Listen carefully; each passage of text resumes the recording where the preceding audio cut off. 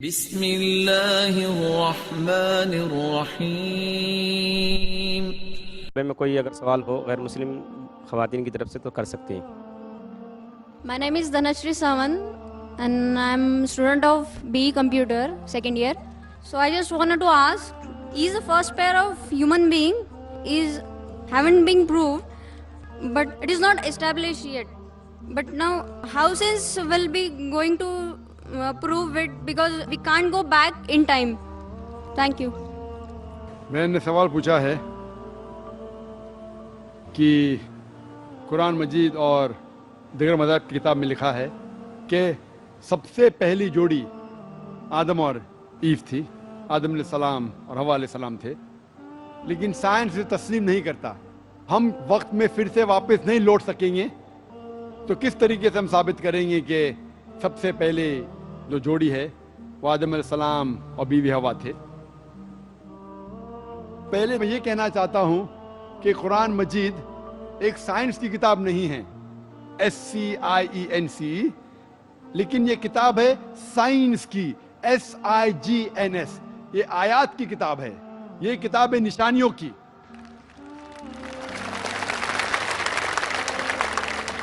اور قرآن مجید میں سب سائنس کے فارمولا نہیں ہیں، لیکن قرآن مجید میں 6000 سے زیادہ آیتیں ہیں، 6000 سے زیادہ نشانیاں ہیں، اور اس 6000 میں سے 1000 سے زیادہ الحمدللہ سائنس کے بارے میں بات کرتی ہے۔ اور میں یہ کہنا چاہتا ہوں کہ سائنس اتنی ایڈوانس نہیں ہے، تو میں کیوں قرآن مجید میں ہر بات پہ عمل کرتا ہوں؟ جو بھی قرآن مجید میں لکھا ہے سائنس کے بارے میں، اگر آپ میری تقریر سنیں گے، مثال کے طور پہ ہم کہہ سکتے کہ 80% سائنس پروف کر چکا ہے کہ جو بھی قرآن میں لکھا ہے 100% صحیح ہے۔ 80% جو قرآن میں لکھا ہے سائنس یہ ثابت کر چکا ہے کہ 100% صحیح ہے۔ ابھی 20% از ایمبیگوس، جو ہمیں پتہ نہیں۔ اس 20% میں سے 1% ابھی تک ثابت نہیں کیا گیا ہے کہ وہ غلط ہے۔ ان نون، ایمبیگوس، پتہ نہیں، تو ہم ڈالتے اسے ڈاؤٹ فل کیٹیگری میں، doubtful, we don't know. تو میری لاجک یہ کہتی ہے اگر 80% 100% صحیح ہے اور 20% ڈاؤٹ فل ہے، ان نون ہے، ایمبیگوس ہے، اس میں سے 0.1% بھی ثابت نہیں ہو چکا کہ غلط ہے، کیونکہ سائنس اتنی ایڈوانس نہیں ہے کہ اسے ثابت کر سکے، تو میری لاجک یہ کہتی ہے کہ یہ 20% بھی انشاءاللہ صحیح ہوگا۔ اور اس 20% میں آتا ہے کہ پہلی جوڑی انسان کی تھی آدم علیہ السلام اور بیوی حوا۔ سائنس اتنی ایڈوانس نہیں کہ یہ کہہ سکے کہ اس زندگی کے بعد اور ایک زندگی ہے، لائف آفٹر ڈیتھ۔ آخرت کے بارے میں سائنس اتنی ایڈوانس نہیں۔ سائنس یہ نہیں تسلیم کرتی جو قرآن میں لکھا ہے کہ قرآن میں ذکر ہے جنت اور دوزخ کا، قرآن میں ذکر ہے جن کا۔ سائنس اب تک اتنی ایڈوانس نہیں کہ اس کے بارے میں کہہ سکے کہ یہ صحیح ہے۔ تو بہت سی چیزیں جو قرآن مجید میں لکھی تھی 1400 سال پہلے، اکثر چیزیں سائنس تسلیم نہیں کرتی تھی، لیکن آج سائنس ایڈوانس ہونے کے بعد، سائنس ترقی کرنے کے بعد 80% سے زیادہ ہم یہ کہہ سکتے ہیں کہ سائنس آج تسلیم کرتی ہے کہ 100% صحیح ہے۔ انشاءاللہ ہو سکتا ہے کہ 50 سال بعد، 100 سال بعد، 200 سال بعد سائنس یہ بھی تسلیم کریں گی کہ جنت ہے، دوزخ ہے، جن ہے، اینجل ہے، اور یہ بھی تسلیم کریں گے کہ پہلی جوڑی آدم اور بیوی حوا تھی۔ کرنے کا موقع دیں۔ نمستے، میں جیا بوراڑے، ساؤتھ انڈین، میں ویٹی میں کام کرتی ہوں، کاؤنٹنگ میں۔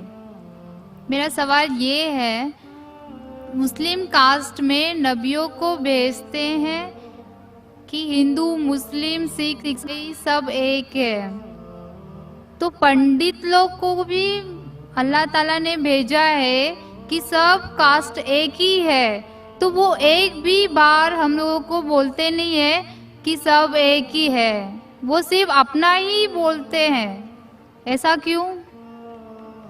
بہن نے سوال کیا ہے کہ مسلم مذہب میں कहते हैं कि हिंदू मुस्लिम सब एक है, लेकिन हमारे पंडित ऐसा नहीं कहते। क्यों?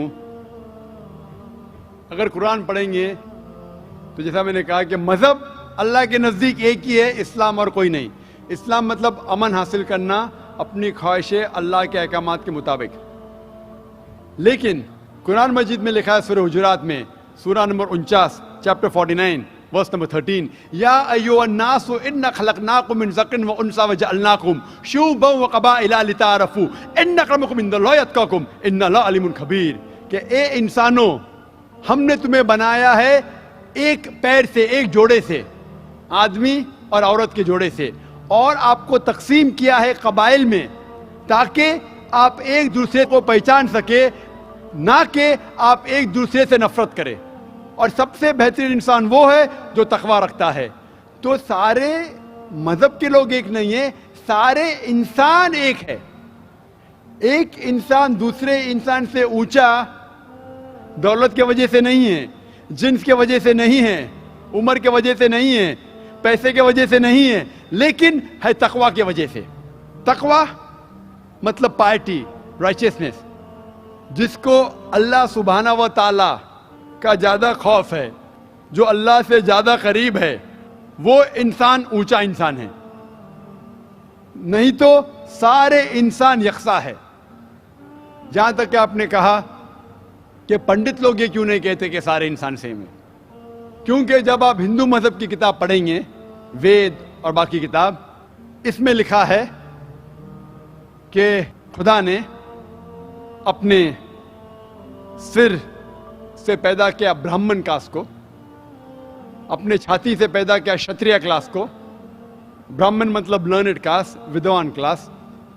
क्षत्रिय मतलब वॉरियर कास्ट, सोल्जर्स। और अपने थाई से, अपने जांग से या अपने पेट से पैदा किया वैश्यास, बिजनेस क्लास। और अपने फीट से, पैर से पैदा किया शूद्रा।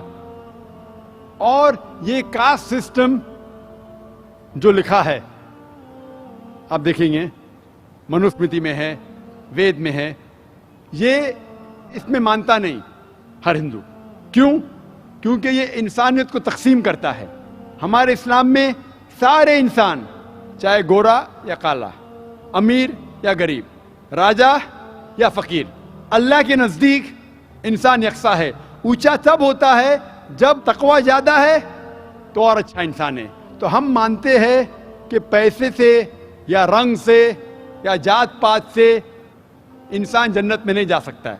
इसके बारे में और अगर आप चाहते हैं तो आप मेरी तकरीर सुनो, हिंदू मजहब और इस्लाम में यकसानियत, और इसके बारे में और डिटेल्स में कहा regarding caste system. Hope the answer the question system.